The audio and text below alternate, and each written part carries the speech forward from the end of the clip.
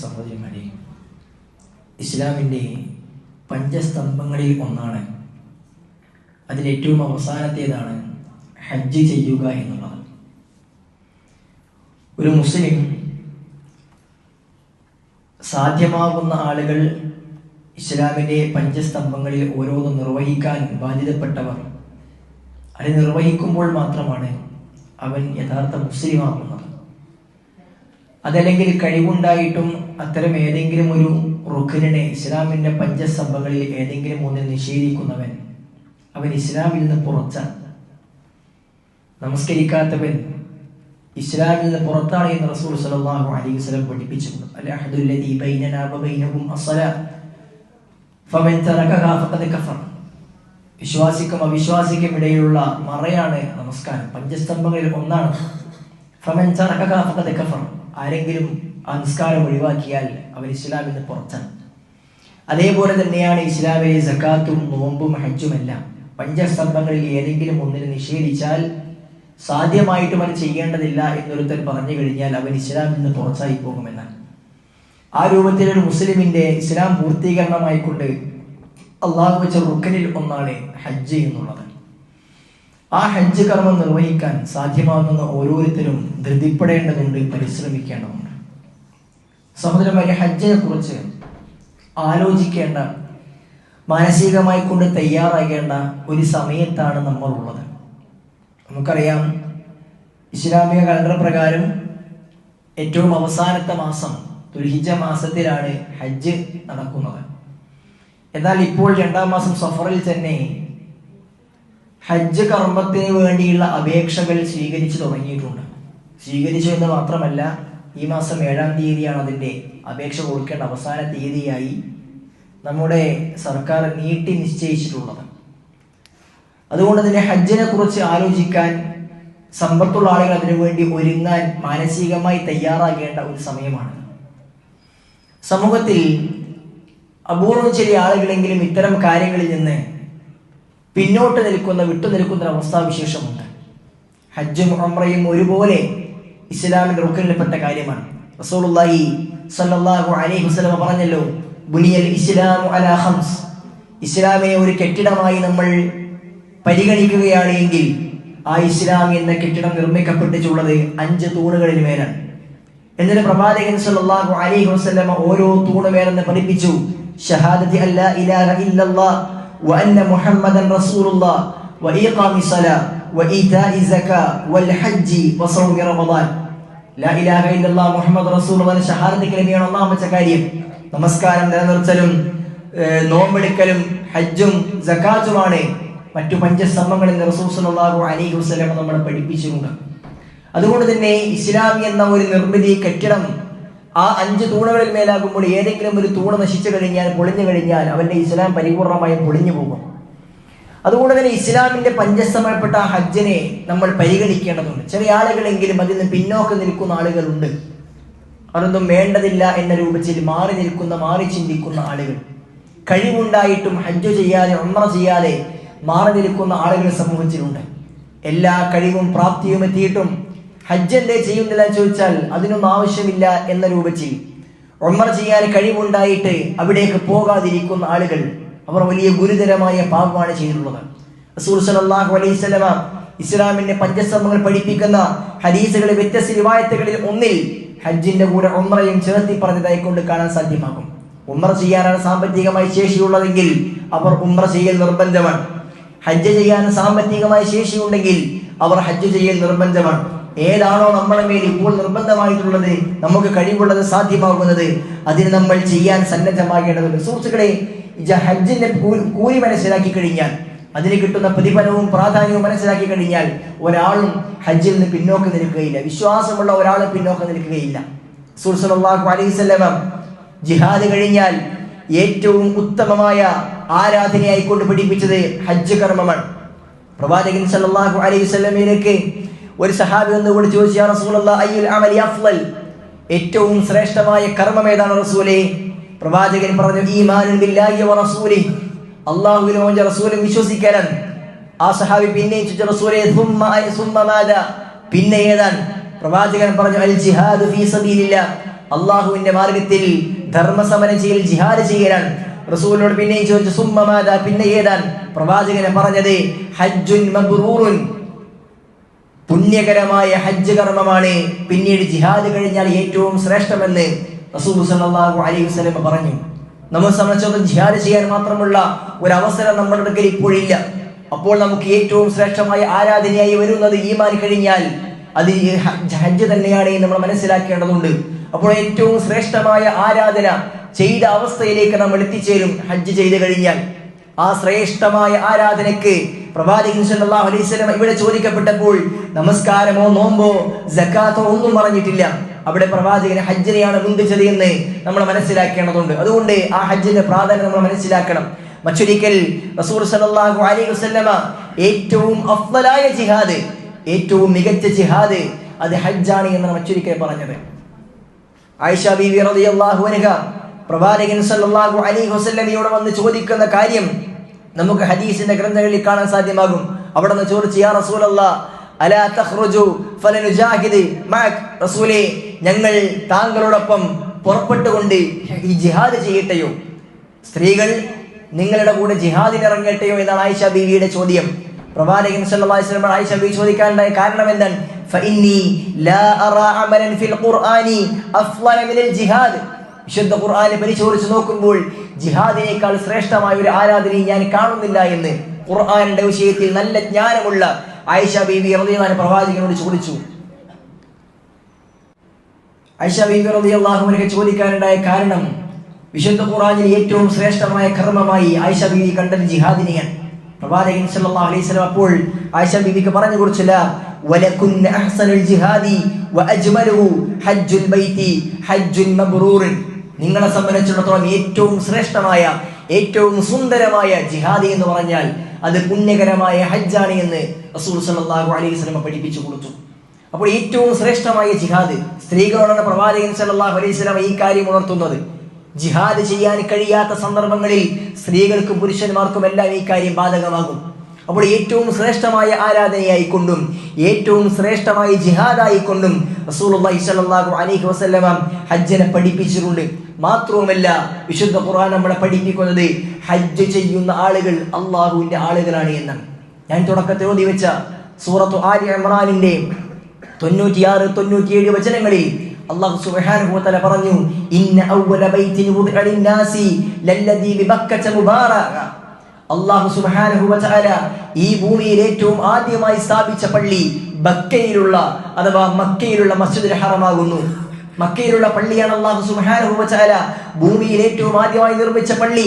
വഹുദൻ ലിൽ ആലമീൻ, അത് ലോകത്തിന് മുഴുവൻ മാർഗദർശനമാണ്, ഹിദായത്താണ് എന്നാണ്. എന്നാൽ അല്ലാഹു തുടർന്ന് പറഞ്ഞത് ഫീഹി ആയാതുൻ ബയ്യിനാതുൻ മഖാമു ഇബ്രാഹിം, അവിടെ മഖാമു ഇബ്രാഹിം ഉണ്ട്, വ്യക്തമായ അല്ലാഹുവിന്റെ ദൃഷ്ടാന്തം മക്കയിലുണ്ട്, ആ കഅബയുടെ ചാരത്തുണ്ട്. വമൻ ദഖലഹു കാന ആമിനൻ, ആ മക്കയിലേക്ക് ആരെങ്കിലും പ്രവേശിച്ചു കഴിഞ്ഞാൽ അവൻ നിർഭയനായി കഴിഞ്ഞു. വലില്ലാഹി അലന്നാസി ഹജ്ജുൽ ബൈതി മൻ ഇസ്തതഅ ഇലൈഹി സബീല, മാർഗം എളുപ്പമായ ആളുകളിൽ അല്ലാഹു സുബ്ഹാനഹു വ തആലക്കുള്ള ആളുകൾ അവരുടെ മേൽ ജനങ്ങളെ സംബന്ധിച്ചിടത്തോളം മാർഗം എളുപ്പമായി കഴിഞ്ഞാൽ അള്ളാഹുവിനോട് ഹജ്ജ് ചെയ്യൽ അവരുടെ മേൽ നിർബന്ധ ബാധ്യതയാണ് എന്ന് അള്ളാഹു പറഞ്ഞു. വലില്ലാഹി, അള്ളാഹുവിനുണ്ട് ചില ആളുകൾ എന്നാണ് അള്ളാഹു സുബ്ഹാനഹു വ തആല പഠിപ്പിച്ചത്. അപ്പോൾ ഹജ്ജ് ചെയ്യുന്ന ആളുകൾ അള്ളാഹുവിന്റെ വിളിക്കുത്തരം നൽകിക്കൊണ്ട് അവർ അള്ളാഹുവിന്റെ ആളുകളായി പോകുന്നവരാണ്. തുടർന്ന് പടച്ചറബ് പറഞ്ഞത് വമൻ കഫറ ഫഇന്നല്ലാഹ ഗനിയ്യുൻ അനിൽ ആലമീൻ, ഇനി ആരെങ്കിലും ഇതിനെ നിഷേധിച്ചു കഴിഞ്ഞാൽ അഥവാ ഹജ്ജ് ചെയ്യാൻ കഴിവുണ്ടായിട്ട് ഈ വിളിക്കുത്തരം നൽകാതെ പുണ്യകരമായ ഹജ്ജ് ചെയ്യാതെ മക്കയിലേക്ക് പോകാതെ ആരെങ്കിലും ഇരിക്കുന്നുവെങ്കിൽ, ഈ കൽപ്പനയെ നിഷേധിക്കുന്നുവെങ്കിൽ അവൻ കാഫിറായി പോകുമെന്നും അല്ലാഹു സുബ്ഹാനഹു വ തആല ലോകത്തെല്ലാവരിൽ നിന്നും പരാശ്രയമുക്തനാണ് എന്നും അല്ലാഹു സുബ്ഹാനഹു വ തആല പഠിപ്പിക്കുന്നു. സുഹൃത്തുക്കളെ, സഹോദരന്മാരെ, അപ്പോൾ ഹജ്ജ് ചെയ്യുക എന്നുള്ളത് ഏറ്റവും ശ്രേഷ്ഠമായ ജിഹാദും അല്ലാഹു സുബ്ഹാനഹു വ തആലയുടെ സ്വന്തക്കാരാകാനുള്ള കാര്യമാണ് എന്ന് റസൂൽ സല്ലല്ലാഹു അലൈഹി വസല്ലം പഠിപ്പിച്ചു. ആ ഹജ്ജ് ചെയ്ത ആളുകൾക്ക് വേണ്ടി അല്ലാഹു സുബ്ഹാനഹു വ തആല ഒരുക്കുന്ന പുണ്യം എന്ന് പറഞ്ഞാൽ അവന്റെ എല്ലാ പാപങ്ങളും അല്ലാഹു പുറത്തു നൽകുമെന്ന് പ്രവാചകൻ സല്ലല്ലാഹു അലൈഹി വസല്ലം പറഞ്ഞത്. ഒരു വ്യക്തി ഹജ്ജ് ചെയ്ത് ഒരാൾ ഹജ്ജ് ചെയ്തു ലില്ലാഹി, അല്ലാഹുവിന് വേണ്ടി, ഫലം യർഫുസ്, വലം യഫ്സുഖ്, ആ ഹജ്ജ് ചെയ്തപ്പോൾ അവൻ അതിൽ സ്ത്രീ പുരുഷ സംസർഗം നടത്തിയിട്ടില്ല, തോന്നിവാസങ്ങളും വൃത്തികേടുകളും ഹജ്ജ് കർമ്മത്തിനിടയിൽ അവൻ ഒന്നും ചെയ്തിട്ടില്ല എങ്കിൽ അള്ളാഹു പ്രവാചകൻ പറഞ്ഞു വലം യഫ്സുഖ് വറജഅ കയൗമി വലദതുഹു ഉമ്മുഹു, അവൻ തിരിച്ചു വരുന്നത് അവന്റെ ഉമ്മ പ്രസവിച്ച അതേ അവസ്ഥയിലാണ്. അഥവാ ഒരു പാപവും ശരീരത്തില്ലാത്ത രൂപത്തിൽ ജീവിതത്തിൽ ചെയ്ത എല്ലാ പാപങ്ങളും അല്ലാഹു സുബ്ഹാനഹു വ തആല അവന് പരിപൂർണമായി പുറത്തു കൊടുക്കുമെന്ന് റസൂൽ സല്ലല്ലാഹു അലൈഹി വസല്ലം പഠിപ്പിക്കുന്നു. സുഹൃത്തുക്കളെ, മറ്റേതു കർമ്മമാണ് ഈ രൂപത്തിലുള്ളത്? ഉമ്മ പ്രസവിച്ച കുട്ടിയെ പോലെ പിറന്ന അവസ്ഥയിൽ മുഴുവൻ പാപങ്ങളും പുറത്തു ലഭിക്കുന്ന പ്രവർത്തനമായി കൊണ്ടാണ് 3-4 ദിവസങ്ങളുടെ പ്രവർത്തനങ്ങൾ നീണ്ടു നിൽക്കുന്ന ഹജ്ജിനെ അല്ലാഹു സുബ്ഹാനഹു വ തആല പഠിപ്പിച്ചത്. നമ്മളുടെ പാപങ്ങൾ പരിപൂർണമായും പുറത്തു കിട്ടണമെന്ന് നമുക്ക് ചിന്തയുണ്ടെങ്കിൽ, സഹോദരന്മാരെ, നമുക്ക് സാമ്പത്തികമായ സ്ഥിതി ഉണ്ട് എങ്കിൽ നമ്മളെ സംബന്ധിച്ചിടത്തോളം ഹജ്ജിന് വേണ്ടി നമ്മൾ ഒരുങ്ങേണ്ടതുണ്ട്. മാത്രവുമല്ല, പ്രവാചകൻ സല്ലല്ലാഹു അലൈഹി വസല്ലം ഹജ്ജിന്റെ പുണ്യമായി മറ്റൊരിക്കൽ പഠിപ്പിച്ചത് അൽ ഉംറതു ഇലൽ ഉംറ കഫാറതു ലിമാ ബൈനഹുമാ, ഒരു വ്യക്തി ഒരു ഉംറക്കും അടുത്ത ഉംറക്കും ഇടയിൽ അവന്റെ പാപങ്ങൾക്കുള്ള പരിഹാരമാണ് എന്നാണ്. ഒരു ഉംറയും അടുത്ത ഉംറകൾ നിങ്ങൾ ആവർത്തിക്കണമെന്ന് പ്രവാചകൻ സല്ലല്ലാഹു അലൈഹി വസല്ലം പഠിപ്പിച്ചിട്ടുണ്ട്. 2 ഉംറകൾക്കിടയിലുള്ള പാപങ്ങളൊക്കെ പൊറുക്കപ്പെടുമെന്നാണ്. എന്നാലോ വൽ ഹജ്ജുൽ മബ്റൂർ, പുണ്യകരമായ രൂപത്തിൽ ഒരാൾ ഹജ്ജ് ചെയ്തിട്ടുണ്ടെങ്കിൽ ലൈസ ലഹു ജസാഉൻ ഇല്ലൽ ജന്ന, അവന് സ്വർഗ്ഗമല്ലാതെ വേറൊന്നും പ്രതിഫലമില്ല. ഹജ്ജ് സ്വീകാര്യോഗ്യമാണ് എങ്കിൽ അവനെ അല്ലാഹു സുബ്ഹാനഹു വ തആല സ്വർഗ്ഗം നൽകുമെന്ന് റസൂൽ സല്ലല്ലാഹു അലൈഹി വസല്ലം പഠിപ്പിക്കുന്നു. സുഹൃത്തുക്കളെ, നിങ്ങൾ നോക്കൂ, ഒരു മനുഷ്യനെ സ്വർഗ്ഗം നിർബന്ധമാക്കുന്ന, സ്വർഗമല്ലാതെ മറ്റൊന്നും പ്രതിഫലമില്ല എന്ന് പറയുന്ന, പരിപൂർണമായും എല്ലാ പാപങ്ങളും പുറത്തു നൽകുന്ന പ്രവൃത്തിയായിട്ടാണ് ഹജ്ജ് എന്ന കർമ്മത്തെ അല്ലാഹു സുബ്ഹാനഹു വ തആല പഠിപ്പിച്ചത്. അപ്പോൾ ഇത് മനസ്സിലാക്കുന്ന ഒരു വിശ്വാസിക്ക് എങ്ങനെയാണ് മാറി നിൽക്കാൻ കഴിയുക? ഇവിടെ മനസ്സിലാക്കേണ്ട മറ്റൊരു കാര്യം എന്ന് പറഞ്ഞാൽ, അല്ലാഹു സുബ്ഹാനഹു വ തആല ഈ പുണ്യം കരസ്ഥമാക്കാൻ കഴിയുമെന്ന് പഠിപ്പിക്കുന്ന ഈ വിഷയത്തെ എല്ലാ നന്മകളും നഷ്ടപ്പെടുത്തുന്ന കാര്യമായി മാറ്റുന്ന ആളുകൾ നമ്മുടെ നാട്ടിൽ ചില ആളുകളുണ്ട്. ഈ പുണ്യം ഒരുവന് കരസ്ഥമാക്കണമെങ്കിൽ അല്ലാഹു സുബ്ഹാനഹു വ തആലയും പ്രവാചകനും ഏതൊരു കർമ്മത്തിനും പറഞ്ഞ് ഏത് പുണ്യവും ലഭിക്കണമെന്നുണ്ടെങ്കിൽ ഏറ്റവും പരമപ്രധാനമായി അവന്റെ വിശ്വാസം നേരെയാകണം. എല്ലാ സന്ദർഭങ്ങളിലും അല്ലാഹു സുബ്ഹാനഹു വ തആലയും പ്രവാചകനും വിശ്വാസമാണ് ഏറ്റവും ആദ്യം പറഞ്ഞത്. അല്ലാഹുവിനെ മാത്രം ആരാധിക്കുവാൻ, അല്ലാഹുവിന് മാത്രം ആരാധന അർപ്പിക്കുവാൻ, ജീവിതത്തിന്റെ എല്ലാ പ്രതിസന്ധികളും പ്രയാസങ്ങളും റബ്ബിലേക്ക് മാത്രം തിരിക്കുവാൻ, തന്റെ ജീവിതത്തിൽ ഇടപെടാൻ കഴിയുന്നത് അല്ലാഹുവല്ലാതെ മറ്റാരുമില്ല എന്ന് ഉറച്ചു വിശ്വസിക്കുന്ന വ്യക്തി മാത്രമേ ഈ പ്രവർത്തനങ്ങൾ ചെയ്താൽ പുണ്യം ലഭിക്കുകയുള്ളൂ. എന്നാൽ ഹജ്ജിന് വേണ്ടി പോകുമ്പോൾ നാട്ടിലെ ഏതെങ്കിലും അറിയപ്പെടുന്ന ജാറത്തിൽ പോയി അവിടെയെല്ലാം സമർപ്പിച്ചുകൊണ്ട് അവരുടെ സംരക്ഷണത്തിൽ ഏൽപ്പിച്ചുകൊണ്ട് ഹജ്ജിന് വേണ്ടി പോവുകയും തിരിച്ചു വന്നാലും അതേ രൂപത്തിൽ ഏതെങ്കിലും ജാറങ്ങളിൽ ദർഗയിൽ പോയിക്കൊണ്ട് അവിടെയുള്ള ശൈഖിന്റെ കാരുണ്യം കൊണ്ടാണ് പരിപൂർണമാക്കാൻ കഴിഞ്ഞത് എന്ന് പറഞ്ഞ് ആ ശൈഖിനെ എല്ലാം സമർപ്പിക്കുന്ന, കാര്യങ്ങൾ അവരോട് പറയുന്ന, ഇബാദത്തുകൾ അവർക്ക് നൽകുന്ന ശരിയായ ശിർക്ക് ചെയ്യുന്ന ആളുകൾ ഹജ്ജിന്റെ വേളയിൽ നമ്മുടെ നാടുകളിലുണ്ട്. അല്ലാഹു സുബ്ഹാനഹു വ തആല പഠിപ്പിച്ച ആ പുണ്യം അവർക്ക് നഷ്ടപ്പെട്ടു പോകും. ജീവനം മുഴുവൻ നഷ്ടപ്പെട്ടു പോകുന്ന, പരലോകത്ത് സ്വർഗ്ഗം നഷ്ടപ്പെട്ടു പോകുന്ന പ്രവർത്തനമാണ്. ഇന്നഹു മയുശ്രികു ബില്ലാഹ് ഫഖദ് ഹറമല്ലാഹു അലൈഹിൽ ജന്ന. ഒരു മനുഷ്യൻ തിന്മ ശിർക്ക് ചെയ്തിട്ടുണ്ടെങ്കിൽ അല്ലാഹു അവനിക്ക് സ്വർഗ്ഗം നിഷിദ്ധമാക്കുമെന്ന് അല്ലാഹു സുബ്ഹാനഹു വ തആല പഠിപ്പിച്ചിട്ടുണ്ട്. സുഹൃത്തുക്കളെ, ആ ശിർക്ക് ചെയ്യാത്തൊരു വ്യക്തിയെ സംബന്ധിച്ചിടത്തോളം ആ ഹജ്ജ് കർമ്മം നിർവഹിച്ചു കഴിഞ്ഞാൽ അവന്റെ പരിപൂർണമായ പാപങ്ങൾ പുറത്തു കിട്ടുകയും അതേപോലെ തന്നെ ആ പരിപൂർണമായ പാപപൂർത്തി ലഭിക്കുന്നതോടൊപ്പം തന്നെ സ്വർഗ്ഗത്തിലേക്ക് പ്രവേശിക്കാൻ സാധ്യമാകുമെന്ന്. അതുകൊണ്ട് സഹോദരിമാരെ, നമ്മൾ ഹജ്ജിന്റെ വിഷയത്തിൽ ധൃതി കൂട്ടേണ്ടതുണ്ട്. റസൂലുള്ളാഹി സ്വല്ലല്ലാഹു അലൈഹി വസല്ലം ഒരിക്കൽ പറഞ്ഞില്ല, മൻ അറാദൽ ഹജ്ജ ഫല്യതഅജ്ജൽ, നിങ്ങളിൽ ആരെങ്കിലും ഹജ്ജ് ചെയ്യാൻ ഉദ്ദേശിക്കുന്നുവെങ്കിൽ ഫല്യതഅജ്ജൽ, അവൻ ധൃതി കൂട്ടട്ടെ, കുറച്ച് കഴിയട്ടെ, പിന്നെയാകട്ടെ എന്ന് ആലോചിക്കരുത്. നമ്മുടെ നാടുകളിലൊക്കെ ഉള്ള ഒരു സാധാരണ രീതി എന്ന് പറഞ്ഞാൽ യുവാക്കളും മറ്റുമൊക്കെ ഹജ്ജ് ചെയ്യാനുള്ള കഴിവെത്തിയിട്ടുണ്ടാകും, സാമ്പത്തികമായ ശേഷി അവർക്കുണ്ടാകും. പക്ഷേ ആ സമയത്ത് ഹജ്ജ് ചെയ്യുകയില്ല. കുറച്ച് കഴിയട്ടെ, പ്രായമാകട്ടെ എന്ന്. ഹജ്ജ് എന്ന് പറഞ്ഞാൽ വയസ്സായ ആളുകൾക്ക് മാത്രം പറഞ്ഞ ഒരു ഏർപ്പാടെന്ന രൂപത്തിലൊക്കെ ചിന്തിക്കുന്ന ചില ആളുകളുണ്ട്. പ്രായമായി കഴിഞ്ഞാൽ ഹജ്ജ് ചെയ്ത് ഹാജിയാരാകാം. യൗവന കാലഘട്ടങ്ങളിൽ, ആരോഗ്യമുള്ള സമയങ്ങളിൽ അത്തരം കാര്യങ്ങളിൽ പിന്നോക്കം നിൽക്കുന്ന ആളുകളുണ്ട്. സഹോദരന്മാരെ, നമുക്കൊരിക്കലും അത് സാധ്യമാവുകയില്ല. നമ്മളെ സംബന്ധിച്ചിടത്തോളം നമ്മുടെ ആരോഗ്യം എപ്പോഴാണ് ക്ഷയിക്കുക എന്ന് നമുക്കൊരാൾക്കും പറയാൻ കഴിയില്ല. പരിപൂർണമായ ആരോഗ്യാവസ്ഥയിൽ മുന്നോട്ട് പോകുമ്പോഴും ഒരു അപകടം സംഭവിച്ചു കഴിഞ്ഞാൽ, അല്ലെങ്കിൽ എന്തെങ്കിലും ഒരു മാരകമായ അസുഖം നമുക്ക് ബാധിച്ചു കഴിഞ്ഞാൽ നമുക്ക് പിന്നെ ഒന്നും ചെയ്യാൻ കഴിയാത്ത അവസ്ഥയിലേക്ക് എത്തിച്ചേരും. അല്ലാഹു സുബ്ഹാനഹു വ തആല അത്തരം പ്രയാസങ്ങളിൽ നിന്നെല്ലാം നമ്മെ ഇവരെയും കാത്തുരക്ഷിക്കുമാറാകട്ടെ. സഹോദരന്മാരെ, എപ്പോൾ നമുക്ക് കഴിവില്ലാതാകുമെന്ന് നമുക്കൊരാൾക്കും പറയാൻ കഴിയില്ല.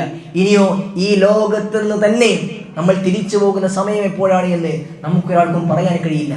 ഇന്നോ നാളെയോ എപ്പോൾ വേണമെങ്കിലും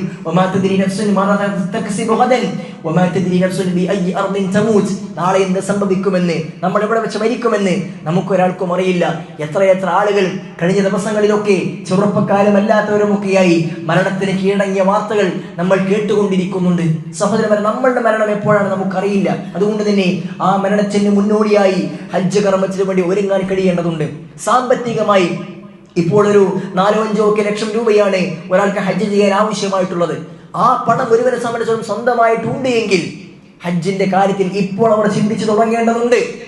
ഇനിയാകട്ടെ, അടുത്ത കൊല്ലമാകട്ടെ, വൈകട്ടെ എന്ന് പറഞ്ഞ് ചിന്തിക്കുവാൻ ഒരിക്കലും സഹോദരന്മാരെ നമുക്ക് അവസരവും സമയവുമില്ല എന്ന് മനസ്സിലാക്കേണ്ടതുണ്ട്. സ്ത്രീകളെ സംബന്ധിച്ചിടത്തോളം സ്വർണത്തിന് വളരെയേറെ വില കൂടി നിൽക്കുന്ന ഒരു സമയത്താണുള്ളത്. ഒരു 7, 8, 9 പവൻ സ്വർണം ഒരാൾക്ക് സ്വന്തമായിട്ടുണ്ടെങ്കിൽ അവളെ സംബന്ധിച്ചിടത്തോളം അവൾക്ക് സ്വന്തം ഹജ്ജിന്റെ കാര്യങ്ങൾ ചെയ്യാൻ മാത്രമുള്ള സമ്പത്ത് അവളുടെ കയ്യിലുണ്ട്. ഭർത്താവിനും സാമ്പത്തിക ശേഷി ഉണ്ടെങ്കിൽ രണ്ടുപേർക്ക് ഒരുമിച്ച് പോകാൻ കഴിയും. ഇനി ഒരു 15 മറ്റോ സ്വർണം ഒരാളുടെ കയ്യിലുണ്ടെങ്കിൽ ഒരു മഹറമിനെ കൂടെ കൂട്ടി ഹജ്ജിന് പോകാൻ മാത്രമുള്ള സമ്പത്ത് അവരുടെ കൈകളിലുണ്ട്.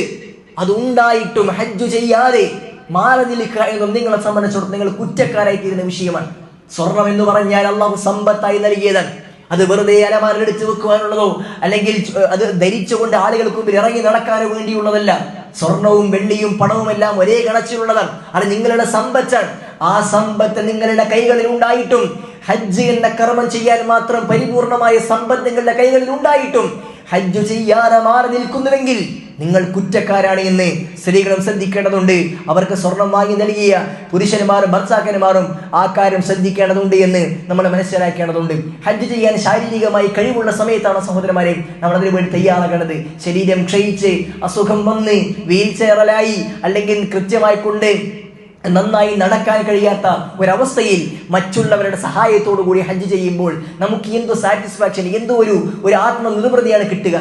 നമ്മളെ സംബന്ധിച്ചിടത്തോളം ഏറ്റവും ആരോഗ്യമുള്ള അവസ്ഥയിൽ ഹജ്ജ് ചെയ്യാൻ ശ്രമിക്കേണ്ടതുണ്ട്. അങ്ങനെ ഹജ്ജ് ചെയ്യാതിരിക്കുന്നത് അന്ത്യനാൾ ലക്ഷണമായി കൊണ്ടുവരെ പ്രവാചകൻ സല്ലല്ലാഹു അലൈഹി വസല്ലമ പഠിപ്പിച്ചിട്ടുണ്ട്.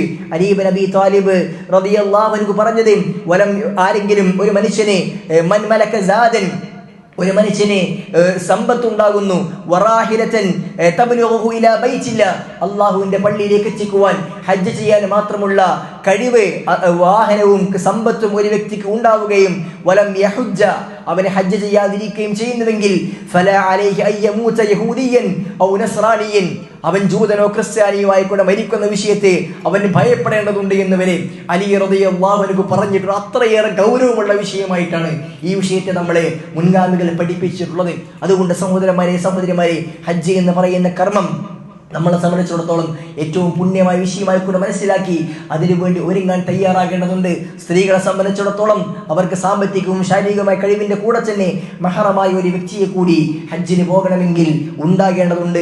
റസൂൽ സല്ലല്ലാഹു അലൈഹി വസല്ലം ലാ തുസാഫിറുൽ മർഅ ഇല്ലാ മഅദി മഹ്റമിൻ, മഹറമോട് കൂടിയല്ലാതെ ഒരു പെണ്ണ് ദൂരയാത്ര ചെയ്യുവാൻ പാടില്ല എന്ന് പ്രവാചകൻ സല്ലല്ലാഹു അലൈഹി വസല്ലം പഠിപ്പിച്ചിട്ടുണ്ട്.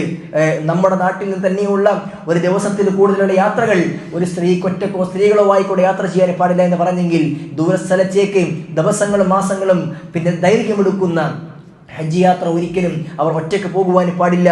നമ്മുടെ സർക്കാരോ മറ്റോ ഒക്കെ അതിനുവേണ്ടി നമുക്ക് അനുമതി നൽകുന്നുണ്ടെങ്കിൽ കൂടി ഇസ്ലാം അതിൻ്റെ നിയമം കൃത്യമായി കൊണ്ട് പഠിപ്പിച്ചു എന്ന് മനസ്സിലാക്കേണ്ടതുണ്ട്. ആ രൂപത്തിൽ കാര്യങ്ങൾ കൃത്യമായി കൂടെ മനസ്സിലാക്കാൻ കഴിയേണ്ടതുണ്ട്.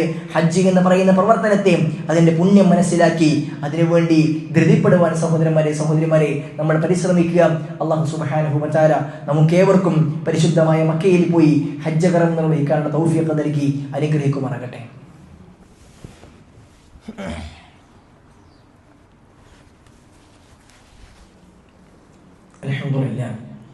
അൽഹംദുലില്ലാഹി റബ്ബിൽ ആലമീൻ. അല്ലാഹുമ്മ സ്വല്ലി വസല്ലിം വബാരിക് അലാ മുഹമ്മദിൻ വഅലാ ആലി മുഹമ്മദ്. അല്ലാഹു സുബ്ഹാനഹു വ തആലയെ സൂക്ഷിച്ചും ശ്രദ്ധിച്ചും ജീവിക്കണമെന്ന് ഒരിക്കൽ കൂടി ഓരോരുത്തരെയും ഉണർത്തുകയാണ്, ഉപദേശിക്കുകയാണ്. സഹോദരിമാരെ, ഹജ്ജ് കർമ്മം നിർവഹിക്കേണ്ടതിൻ്റെ പ്രാധാന്യവും അതിൻ്റെ ഗൗരവവുമാണ് സൂചിപ്പിച്ചത്. നമ്മളെ സംബന്ധിച്ചിടത്തോളം ഹജ്ജ് കർമ്മം നിർവഹിക്കാൻ മനസ്സിൽ അതിയായ ആഗ്രഹം വെക്കുന്നതോടൊപ്പം തന്നെ ആത്മാർത്ഥമായി അതിനുവേണ്ടി പ്രാർത്ഥിക്കുവാനും നമ്മൾക്ക് കഴിയേണ്ടതുണ്ട്. രണ്ടു കാരണങ്ങളാണ്. ചില ആളുകളൊക്കെ സമ്പത്തുണ്ടായിട്ടും ഹജ്ജ് ചെയ്യാൻ മാത്രമുള്ള മാനസികമായ ഒരു തയ്യാറെടുപ്പില്ലാതെ വൈകിക്കുന്ന ആളുകളുണ്ട്. ഒരു സ്ത്രീ ഉംറക്ക് പോകാൻ ആഗ്രഹം വെച്ച് പിന്നെ ഒരിക്കൽ എന്നെ വിളിക്കുകയുണ്ടായിട്ടുണ്ട്. ഉംറ പോകാൻ മാത്രമുള്ള സമ്പത്ത് അവരുടെ കയ്യിലുണ്ട്, അവളുടെ കൂടെ ഒരു മഹ്റമിനെ കൊണ്ടുപോകാൻ മാത്രമുള്ള സമ്പത്തും അവരുടെ കയ്യിലുണ്ട്. പക്ഷേ കൂടെ യാത്ര ചെയ്യുവാൻ ഉപ്പ വീട്ടിലുണ്ടായിട്ടും ഉപ്പ കൂടെ വരാൻ തയ്യാറാകുന്നില്ല. ഉംറ ചെയ്യാൻ മാത്രമുള്ള ഒരു മനസ്സ് ആ പിതാവിനില്ല, എന്നതിൽ ആവശ്യമില്ല എന്ന് ചിന്തിക്കുന്ന അവസ്ഥയാണ്. ആലോചിച്ചു സുബ്ഹാനല്ലാഹ്, എത്ര ഗൗരവമാണ്. എല്ലാ സൗകര്യവും ഉണ്ടായിട്ടും അവിടേക്ക് എത്താൻ മാത്രമുള്ള മനസ്സില്ലാതിരിക്കുക എന്നുള്ളത് അതൊരു പരീക്ഷണമാണ്. അതുകൊണ്ട് സമ്പത്തുള്ള ആളുകൾ മാനസികമായി അതിനെ തയ്യാറാക്കാൻ വേണ്ടി നമ്മൾ അതിന് ആ ഒരു തൗഫീഖിന് വേണ്ടി പ്രാർത്ഥിക്കേണ്ടതുണ്ട്. സമ്പത്തില്ലാത്ത ആളുകളെ സംബന്ധിച്ചിടത്തോളം ഹജ്ജിന് പോകാൻ മാത്രമുള്ള സമ്പത്ത്, അല്ലെങ്കിൽ ഉംറക്ക് പോകാൻ മാത്രമുള്ള സമ്പത്തിന് വേണ്ടി അവർ അല്ലാഹുവോട് ആത്മാർത്ഥമായി പ്രാർത്ഥിക്കണം. നമ്മൾ ആത്മാർത്ഥമായി കൊണ്ട് പ്രാർത്ഥിച്ചു കഴിഞ്ഞാൽ അല്ലാഹു സുബ്ഹാനഹു വ തആല നൽകാത്തതായിട്ട് ഒന്നുമില്ല. അല്ലാഹു തന്നെ നമ്മൾ പറഞ്ഞു, വഖാല റബ്ബുക്കും ഉദ്ഉനി അസ്തജിബ് ലക്കും, നിങ്ങൾ എന്നോട് ചോദിച്ചു കൊള്ളുക, ഞാൻ നിങ്ങൾക്ക് ഉത്തരം നൽകാമെന്ന് അല്ലാഹു സുബ്ഹാനഹു വ തആല പറഞ്ഞിട്ടുണ്ട്. നമ്മൾ ചോദിക്കാൻ തയ്യാറുണ്ടോ? അല്ലാഹു നൽകാൻ തയ്യാറാണ്, ഒരുക്കമാണെന്ന് പറഞ്ഞു. നമ്മൾ ചോദിക്കാൻ മടിക്കേണ്ടതില്ല. നമ്മൾ മടിച്ചു നിൽക്കുന്നിടത്താണ് പ്രശ്നം. അല്ലാഹു സുബ്ഹാനഹു വ തആലയ്ക്ക് കഴിയാത്തതായി ഒന്നുമില്ലാതെ, എനിക്കിപ്പോൾ തീരെ സമ്പത്ത്, ഞാൻ ദരിദ്രനാണ്, എന്നാലും അല്ലാഹു ഉദ്ദേശിച്ചിട്ടുണ്ട് എങ്കിൽ എന്നെ ഹജ്ജിന് വേണ്ടി ഉംറക്ക് വേണ്ടി അവിടേക്ക് എത്തിക്കുവാൻ അല്ലാഹുവിന് യാതൊരു പ്രശ്നവുമില്ല. അല്ലാഹു ഗനിയാണ്, അല്ലാഹു സമ്പന്നനാണ്, അല്ലാഹു ഉന്നതനാണ്, ഐശ്വര്യവാനാണ്. അല്ലാഹു വിചാരിച്ചാൽ നടക്കാത്ത ഒന്നുമില്ല. അതുകൊണ്ട് സുഹൃത്തുക്കളെ, ആത്മാർത്ഥമായ പ്രാർത്ഥന നമ്മളെ സംബന്ധിച്ചിടത്തോളം ഹജ്ജിന്റെ വിഷയത്തിൽ, ഉംറയുടെ വിഷയത്തിൽ ഉണ്ടാകേണ്ടതുണ്ട്. അല്ലാഹുവിന്റെ പരിശുദ്ധമായ കഅബ 5 നേരം നമ്മൾ തിരിഞ്ഞ് നമസ്കരിച്ചു കൊണ്ടിരിക്കുന്ന പരിശുദ്ധ ഗേഹം അത് കണ്ടുകൊണ്ട് കാണാൻ കഴിയുക എന്നുള്ളത്, അവിടേക്ക് എത്തിച്ചേരുക എന്നുള്ളത് ഒരു വല്ലാത്ത ആത്മനിർവൃതിയാണ്. അല്ലാഹു സുബ്ഹാനഹു വ തആല അതിന് നമുക്ക് ഏവർക്കും തൗഫീഖ് നൽകുമാറാകട്ടെ. സുഹൃത്തുക്കളെ, അതുകൊണ്ട് ആത്മാർത്ഥമായ പ്രാർത്ഥനയും അതേപോലെ സമ്പത്തും കഴിയുമുള്ള ആളുകൾ അതിനുവേണ്ടി കഠിന പരിശ്രമവും നടത്തേണ്ടതുണ്ട് എന്ന് ഓർമ്മപ്പെടുത്തുന്നു. അല്ലാഹു സുബ്ഹാനഹു വ തആല സത്യം സത്യമായി പഠിക്കാനും മനസ്സിലാക്കാനും അതനുസരിച്ച് പ്രവർത്തിക്കാനുമുള്ള തൗഫീഖ് നമുക്ക് ഏവർക്കും നൽകി അനുഗ്രഹിക്കുമാറാകട്ടെ.